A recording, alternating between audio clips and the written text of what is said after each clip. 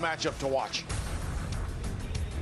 Almost time to do that hockey in Edmonton. Dave Starman, as you hone in on this matchup specifically and the styles that will be playing head-to-head. Nate Lehman for Team USA and Igor Larionov, the professor, taking over behind the bench for Team Russia. So for hockey fans at home, now hearing that from you and watching this game, where will that be most evident? I think it'll be most evident when they are playing in their own end, because a lot of what I just noticed what Canada did to them, as you see Askarov here getting ready, and he is going to be a spark plug to watch. The one thing, and Askarov's good with the puck.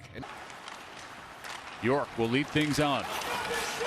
Cutting in, falling in front of the net, drawing a penalty is Team USA.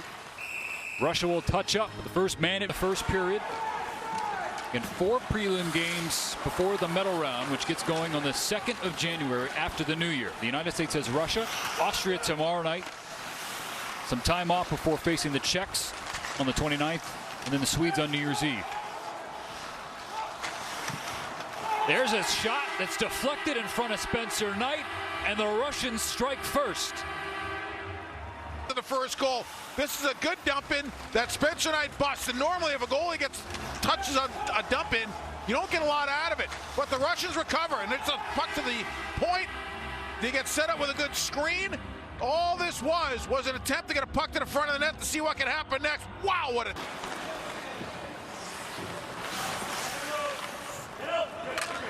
Trevor Zegras being guarded and now face guarded by Askarov.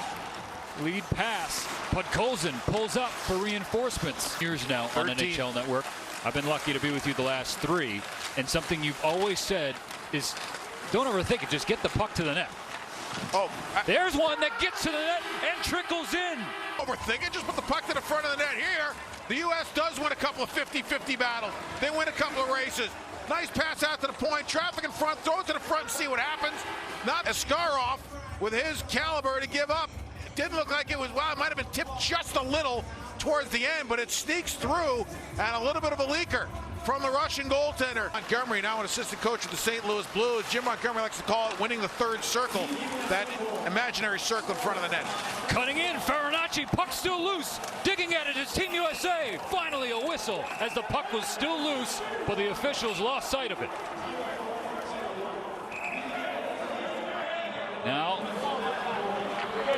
some breaking of socially distant policies. Get on his edges and greasy, and now to Therun. He threw it toward the net, but it never got there. Now lead pass coming in on Spencer Knight. Shot, score! What was so interesting the other night, the U.S. gets a great chance. Here's the opportunity, and break just missed, and not by much. Then the Russians turn one around by blocking a shot. They get into transition. Look at this little pass. Oh, beauty! And then the breakaway beats Knight 5-hole. There are 2 parts of this play you love. One is the pass. Wow. 2, because he got behind the defense. And 2, no playing around with the puck. Ability to get pucks out. There's a turnover. Brief 2-on-1, centering pass. Good back check there by Matty Beniers. Again, we've mentioned he plays 200 feet. Here comes Cole Caulfield to himself, to his backhand, off the side of the post. Puck still loose. Askarov has no idea where it's at. Ottawa Senators' second-round pick from this past draft. There's a huge check on Alex Turcotte, who's up quickly. 9 months. And they wanted to give him a ton of run during the exhibition. Cole Caulfield. Caulfield with a rifle. Past the glove of Askarov, but off the glass. 40 seconds to go. One-timer. Caulfield lets it go. Puck loose in front of Askarov. Now he covers, and a whistle sound. Pretty good job keeping the U.S. going station to station. They did get a couple of chances.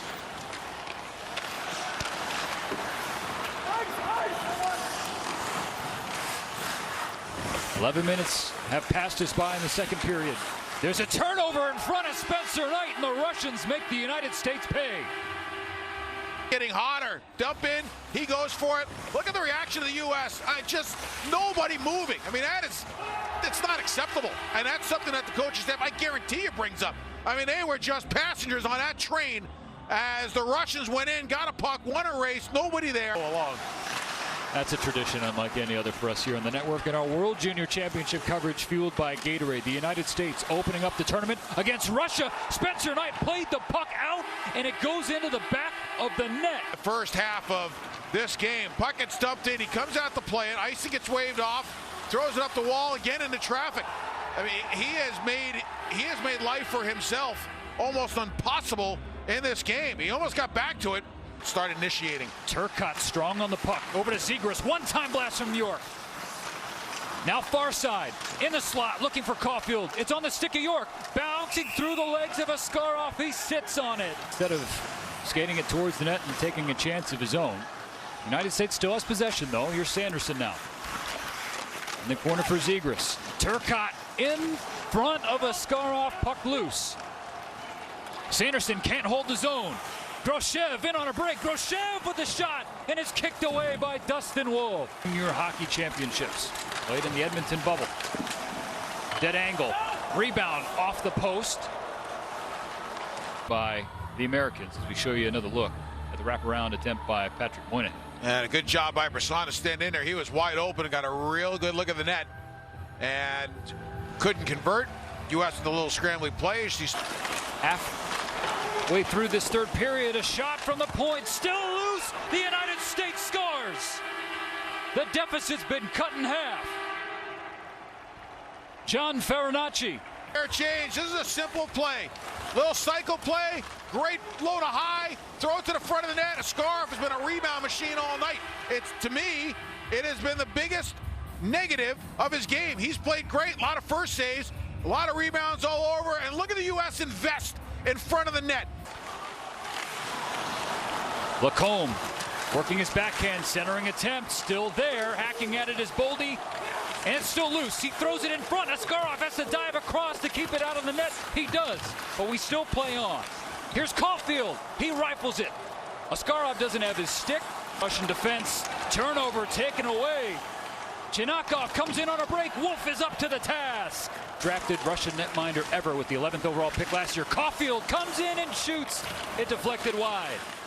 Gris. Cross. Kaliev in the slot. Shot. Rebound loose.